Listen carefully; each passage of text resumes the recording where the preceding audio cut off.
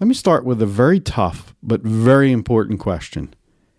If your title disappeared tomorrow, would anyone still follow you? I mean, that's a gut check right there. And if your stomach just tightened, even just a little bit, good. You're in the right place.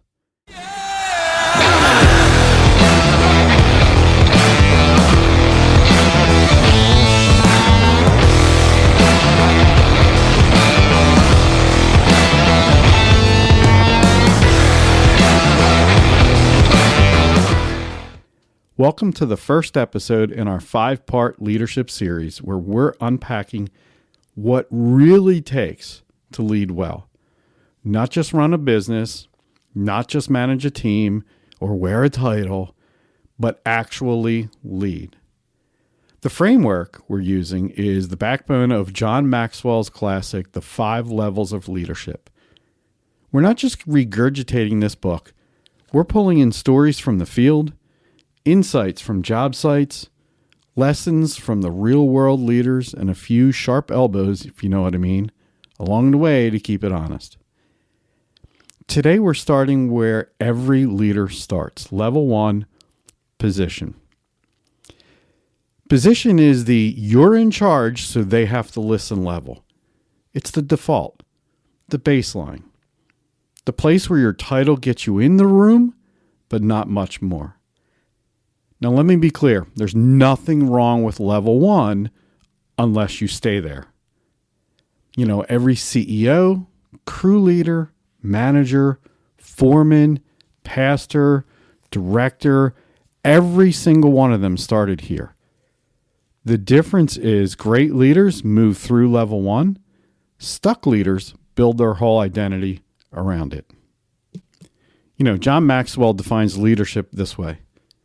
Leadership is influence. Nothing more, nothing less. Simon Sinek says a boss has the title, a leader has the people. So let's be honest with ourselves. If the only reason someone listens to you is because you signed the check or because your name's at the top of the org chart, that's not leadership. That's leverage. And eventually, leverage runs out. People don't follow titles for long. They follow trust, consistency, strength wrapped in humility. They follow people who lead with clarity, courage, conviction. Let me give you a snapshot of what level 1 leadership really looks like. How about meetings where everyone stares at their phones? Turnover that feels like a revolving door. Team members who do the bare minimum. Managers who blame the team instead of building the culture. And owners, they can't take a vacation without the whole place falling apart. Does any of that sound familiar? Here's the good news. It's fixable. But not by cracking down harder or making more rules or micromanaging every little task. You fix level 1 by moving up. And that's what this series is all about. You know, each episode, we're going to break down a different level. Position, level 1, this is where we all start. Then we're going to move to permission. It's where the relationships begin. Then production. It's where results earn trust. Level 4 is people development, where you start to multiply yourself. And level 5, the pinnacle, where your influence goes beyond you. Now here's the deal. This isn't theory. This is real stuff, and it changes how your business runs, how your team behaves, and how you show up as a leader. At the end of the day, titles are temporary. Influence is what lasts. And the first step in building that influence is recognizing when you've been relying too much on position and not enough on permission. Today we're going to break down what level 1 leadership really looks like, share a story of a guy who got stuck at level 1 and didn't even know it, help you diagnose whether you're stuck there too, give you some practical steps to start building influence, the kind people want to follow. So stick with me. Keep your guard down, your notepad out. Keep your sense of humor. Because we're going to peel back some layers, confront some truths, and start building a version of leadership that doesn't just rely on titles. Because you can have a title and still not have respect. You can run a business and not lead your team. And you can give orders and still not have any influence. But you can also learn, grow, improve, and lead better. So let's start there. Let me tell you about Mike. Mike, one of my clients, he ran a mid-sized company in the Midwest. 6 employees, solid revenue, steady demand. On paper, it looked great. But every morning, Mike would walk into the office with a clipboard, not know why he had a clipboard half the time, in one hand and a frown on his face. He thought the frown was focus. And later he told me he thought the clipboard showed leadership. But his team? Nah, they were just miserable. Every day was the same. Mike was barking out orders, double-checking everything, nitpicking invoices, pacing the floor like someone was always about to go wrong. And his people weren't showing up early anymore. They weren't staying late. They weren't volunteering ideas or stepping up to take any ownership of anything. They were just surviving. And they were counting down the minutes till lunch. Now, Mike was good. He was a great guy. He was smart, hardworking. He started the business from scratch. He put in the blood, the sweat, the ramen noodle years to build it. Beans and rice, rice and beans. So yeah, he was proud of it. But somewhere along the way, something happened and that pride turned into pressure. And that pressure turned into control. You know, he started believing that the only way things would get done right was if he was in charge of it all. Quoting, scheduling, materials, follow-ups. He was wearing every hat. He was barking every order. He was solving every fire. And wondering why his team couldn't think for themselves. You know, one day during a coaching session, I asked him a simple question. Hey, Mike, what would happen if you didn't show up tomorrow? He paused, kind of laughed nervously. I said, well, I'd probably have 10 voicemails by noon and a client threatening to walk. And that's when it hit him.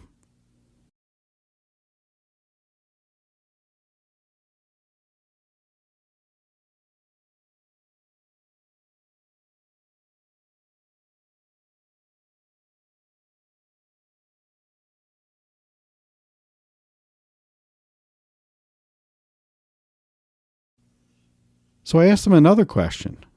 Why do you think they don't step up? He said, because they don't care. I said, or maybe, just maybe, they've never seen you actually lead. Only manage. And man, that one hit like a ton of bricks. Mike had the position. He had the corner office, the payroll, the authority, but he didn't have the influence. So we went to work, and I'll share what we did. But before we go there, I want to leave you with this. If your team avoids you, if your meetings are lifeless, if your employees only bring you problems, never solutions, if you feel more like a babysitter than a leader, you might be stuck in level 1 too. But the good news is you don't have to stay there. All right, let's talk about the mechanics of level 1. What is it? What's it look like? Why is it so common? And why it's such a trap for so many leaders? You know, as I said earlier, level 1 is the entry point. You're hired, maybe you got promoted, maybe you opened your own shop, but you're in charge. Congratulations. You have a title. People report to you. Some may even call you boss. But here's what no one tells you. The title only gets you compliance, not commitment. Let that sink in. The title gets you compliance, not commitment. You can bark orders all day long. You can set expectations. You can hold people accountable.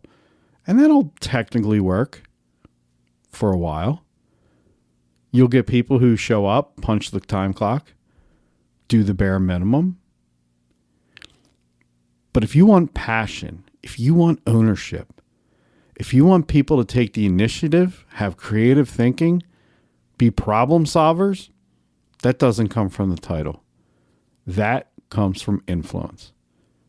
And influence isn't automatic.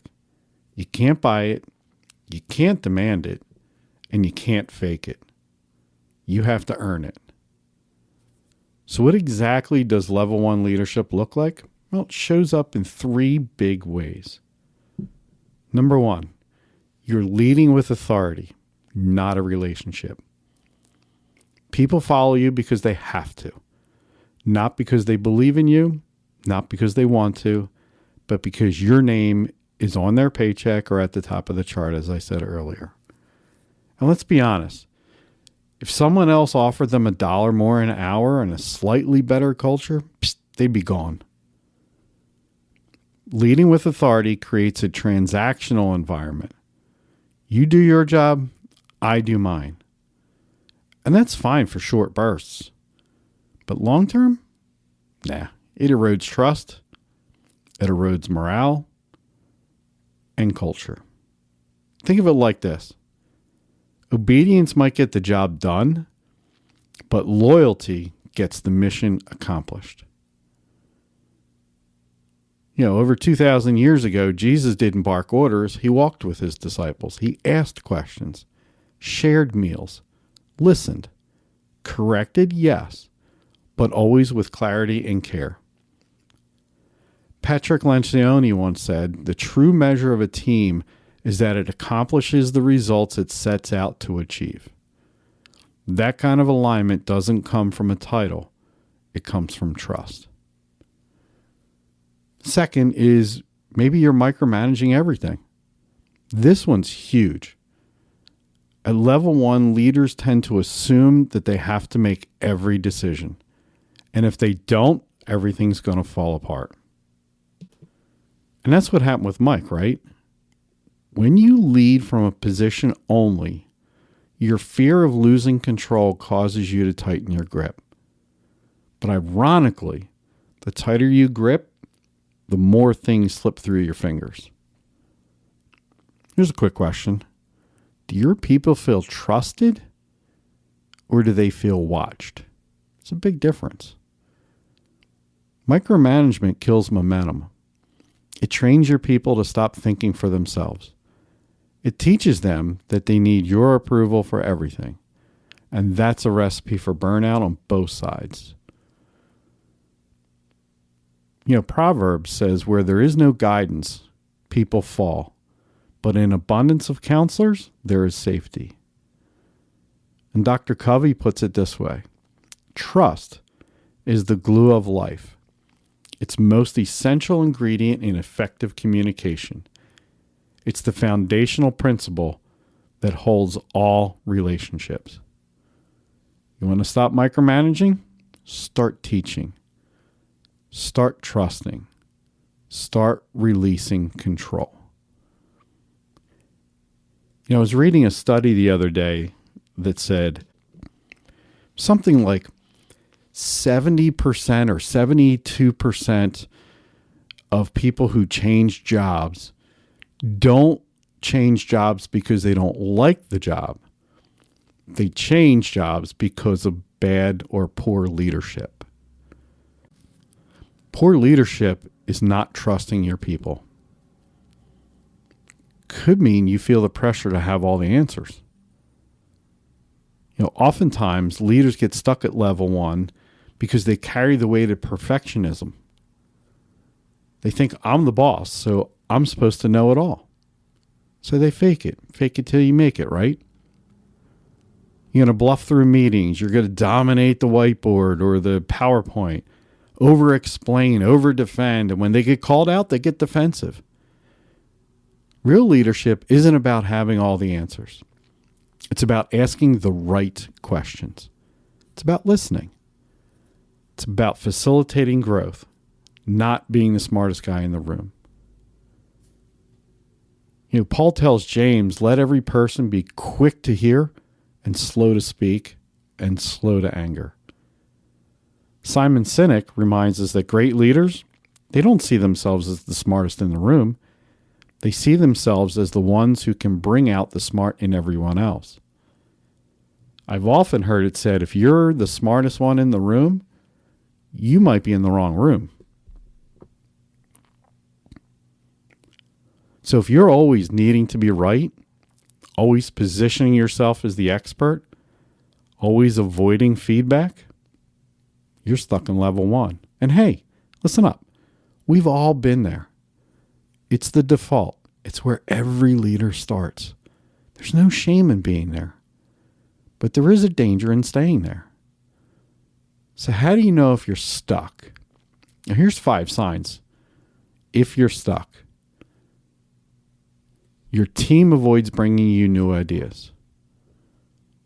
Maybe when they first came on, they were saying, hey, how about we do this? Or how about we do this?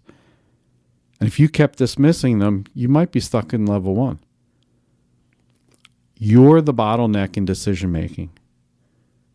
I remember one company I worked for, I had to go through the service manager to get anything approved. I couldn't do anything on my own. And I just heard a story the other day that Simon Sinek had said years ago. And I'll probably get it wrong, but I'm going to get the gist of it here. And he was staying at a Four Seasons hotel, a high-end hotel in Vegas.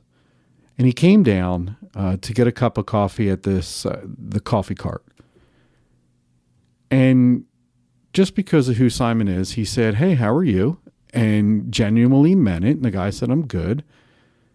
And he started to walk away, and he came back and said, what makes you good? And the guy goes, well, I love my job. Is this your only job? Oh, no, I work at Caesars down the street. I got to ask, which do you like better? He goes, oh, I love it here. Why is that? Well, here at the Four Seasons, the managers are walking around and helping you do better. They're all stopping by, not just my manager, but all the managers. They're picking up paper off the floor, they're picking up trash, and they're stopping by saying, hey, what do you need to do your job better today? Whereas Caesars down the street, those bosses are constantly looking to see what you're doing wrong and bringing it up. So that kind of is just like this, right? Your team's avoiding bringing you ideas, or you're the decision-making bottleneck because you're looking for the wrong in people instead of the right and training them based on the right. Maybe you haven't taken real vacation in years. Maybe you confuse obedience with loyalty. Or you talk more than you listen. Does any of that sound familiar? Yeah, hey, don't panic. You're not alone. The bad news is you're the problem. The good news is you're the problem. You're the way out. And the better news is this is the easiest level to move out of, because any intentional shift towards trust, relationship, and empowering your people starts nudging the needle up the ladder. And that's what we're going to talk about. The next section, we're going to give you the tools to climb. We're going to talk about practical, everyday actions. Actions you can take to build real influence, move past the title, start leading with purpose. Because level 1 may be where leadership starts, but it's no place to stay.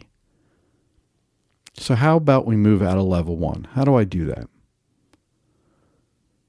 Well, first off, if you've been listening and thinking, yeah, that's me, don't beat yourself up. Recognize you're there, and it's the most important, powerful place to start. Like we said earlier, every leader starts at level 1, but the good ones, they don't stay there long. So let's walk through some real practical boots on the ground steps you can start. You can start using these this week to move from level 1 position to permission. Because level 2, the permission, is all about relationships. But before you can build those, we need to shift your mindset. So the first thing you need to do, you need to trade control for connection. Start by loosening your grip.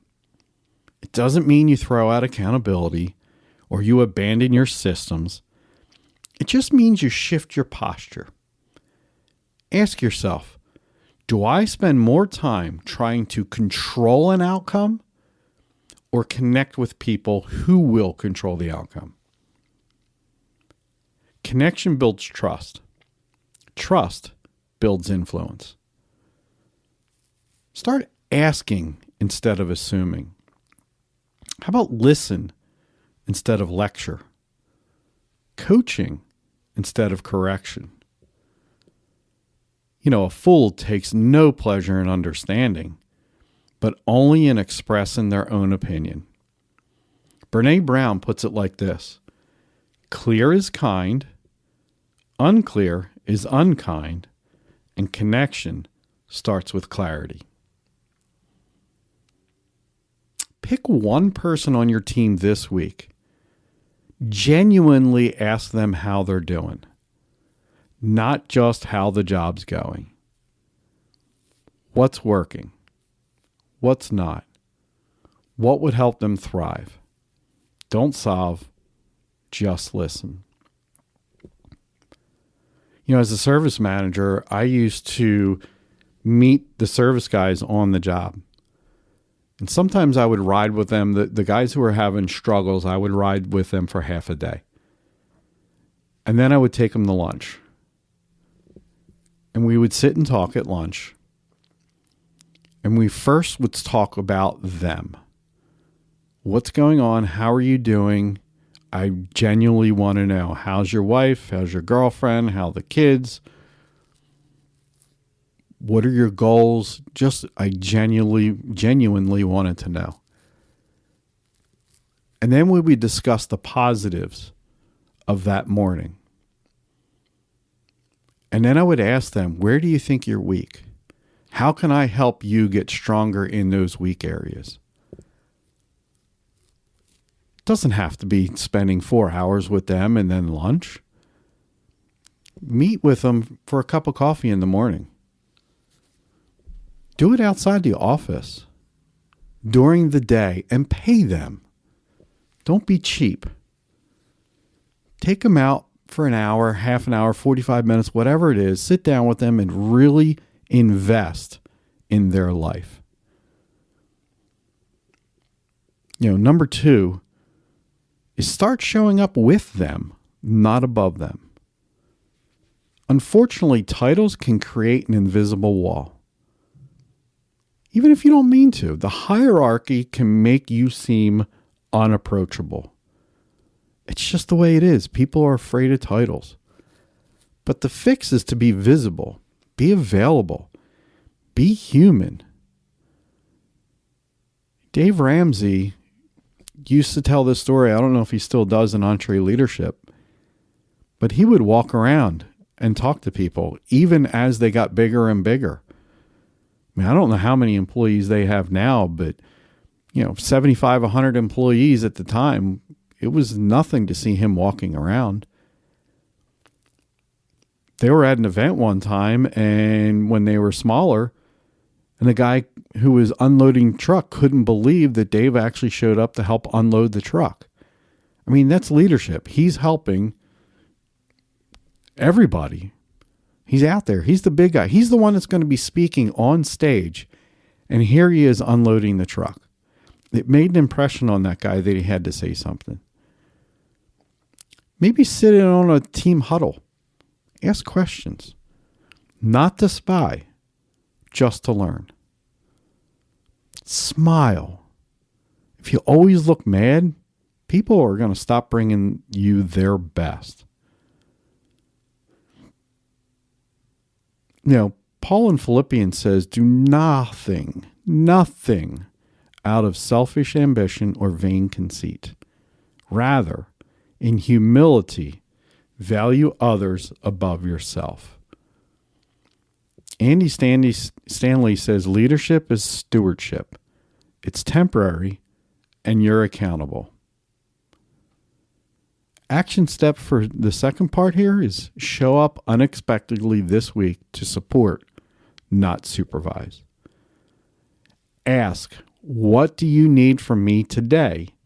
And then deliver it, if it's possible. And number 3 is give ownership, not instructions. A rising tide raises all ships. And if you want your team to rise, you have to make room for them to rise. This means delegate the outcomes, not just the task.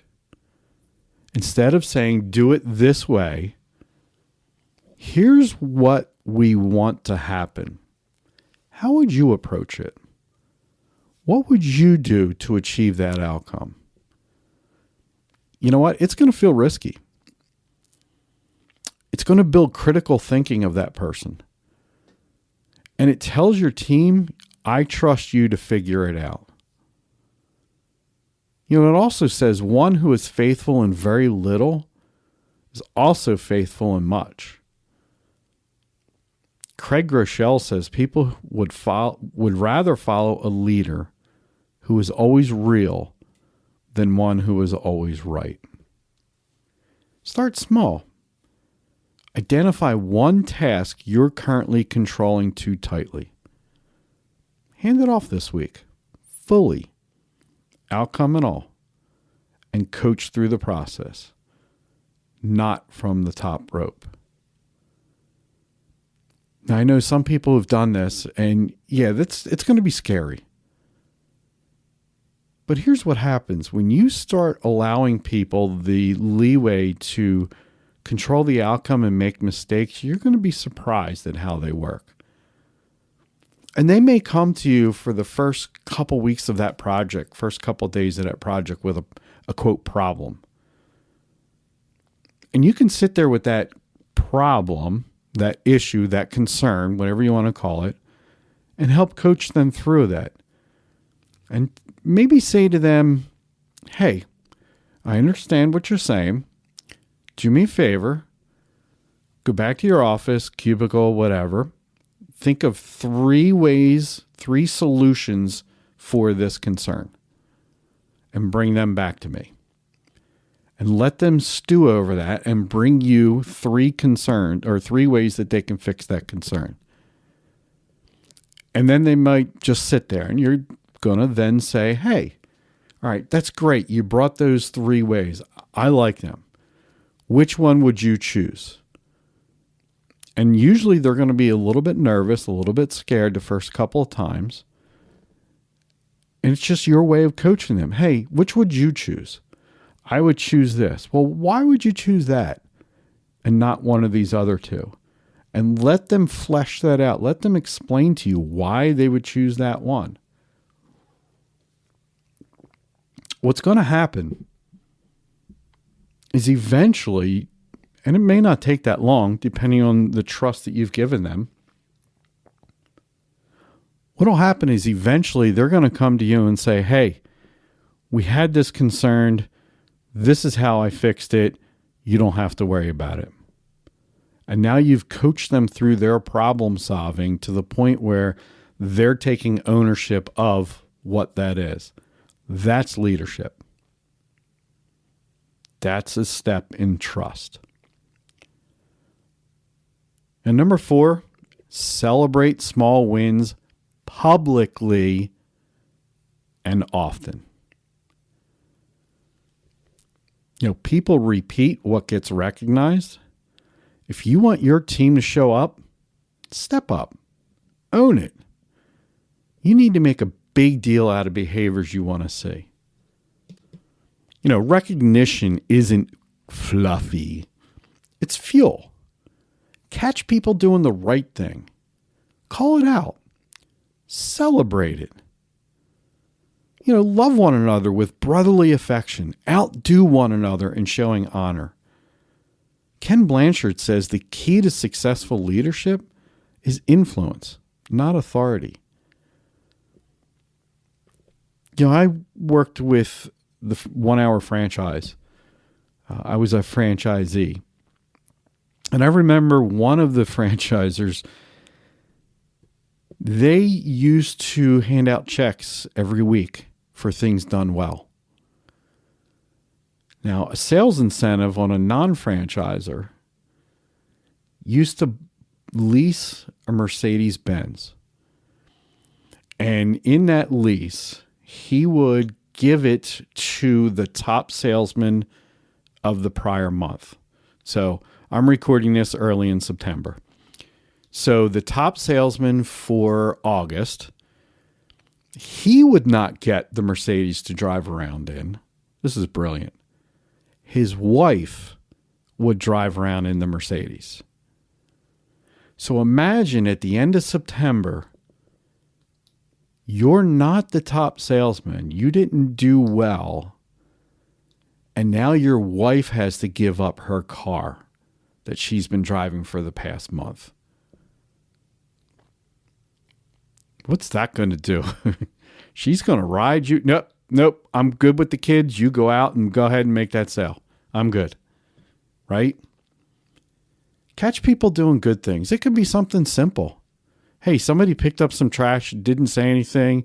Maybe they took it out because the trash can was full. Whatever it is, just write them a note. Write them a handwritten note. Yeah, a handwritten note. Pen and paper, not a printer, not an email, not a quick text. Actually write a note.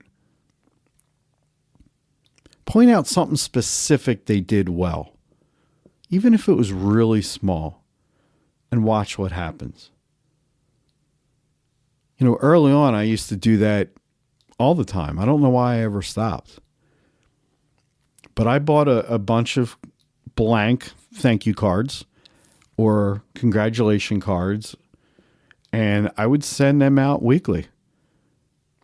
I would send it out to 1 or 2 or 3 people that in the company, and their faces would light up. Sometimes I'd send them to the house. Sometimes I would just drop it off at their desk. But either way, you could see that there was something different when I was doing that. Again, I don't know why I stopped that. I can't remember why. I'll have to think about that one some more. Now, be honest about where you've been. If you've been stuck in level 1, don't pretend. Acknowledge it. Own it. You don't have to fall on the sword and say, I suck. But a simple, hey team, I've realized I've been more focused on process than people. I want to be a leader that leads better. That's going to go a long way. Humility builds bridges. It breaks the ice. And it lets your team breathe. Because they know it's safe to grow.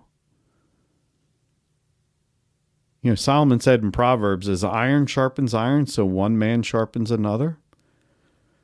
Howard Schultz, former CEO of Starbucks, once said, if you're surrounded by people who share a passionate commitment around a common purpose, anything is possible.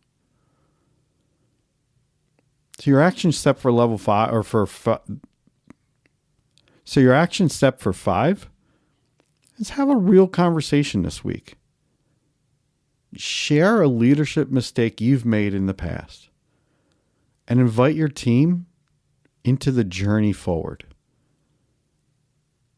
Hey, I can do better. I want to do better. I'm on a pattern to do better. I want you to call me out when I'm not doing as good as I could. Stuff isn't theory. They're simple, deliberate actions that start to chip away at the walls of position-only leadership. They begin building the foundation of true influence. If you take these steps consistently, here's what's going to start happening. Your team, they're going to stop checking boxes and start solving problems. People feel seen. They're going to feel heard. They're going to feel valued.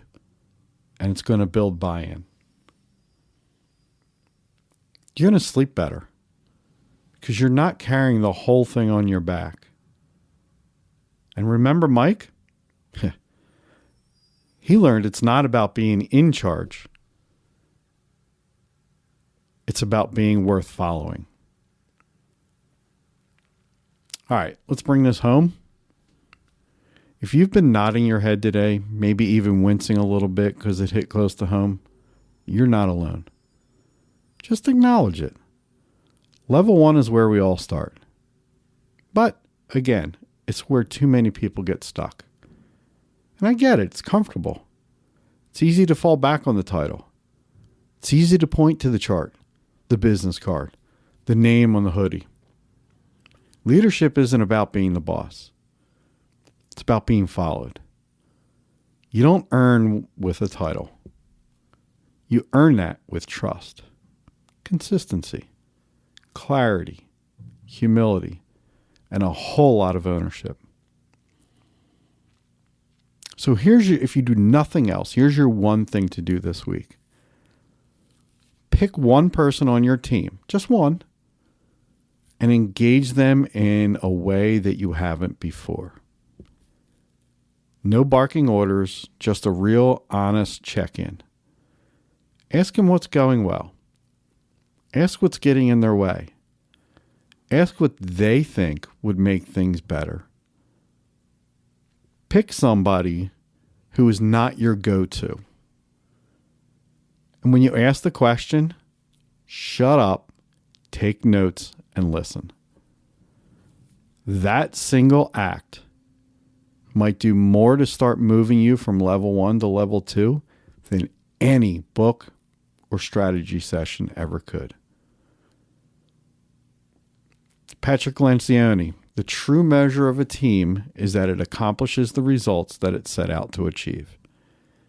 If you want your team to show up fully, if you want them to take ownership, if you want to have them to help carry the load, they need to know you're in it with them. So the quick recap is level 1 is position. It's necessary, but not enough. Relying on title creates compliance, not commitment. True leadership is earned, not assigned. And you move forward by trading control for connection, supervision for support, and instruction for ownership. Start small, start personal, but start. The old saying is, how do you eat an elephant? One bite at a time. How do you take that second and third step? By taking the first step. And if you're overwhelmed by all this or unsure where to begin, hey, sign up for a 60-minute, 30-minute call.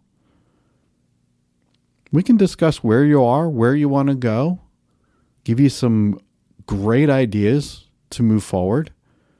And then when you're ready, if you want to sign up for coaching, we're here. If you just want to bounce those ideas off and ride off in the sunset, that's fine too. There's no obligation. Check it out at genesisbusinessstrategies.com. Yeah. Or you can take the next step by grabbing the 2-minute business growth scorecard. It's completely free. And it'll tell you in plain English whether your business is set up to run without you or if you're stuck at the center of everything.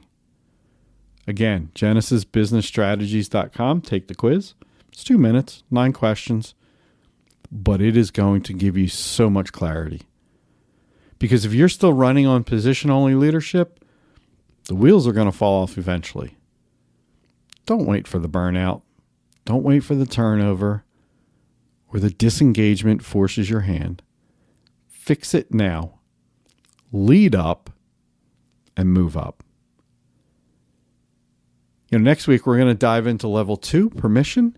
And this is where things start to get fun because you're going to learn how to build real influence through relationships. We're going to talk about how to earn trust, what to do when you've broken it, and why people follow leaders they like, not just those they fear. So until then, lead well, be worth following, and we'll see you back here next time.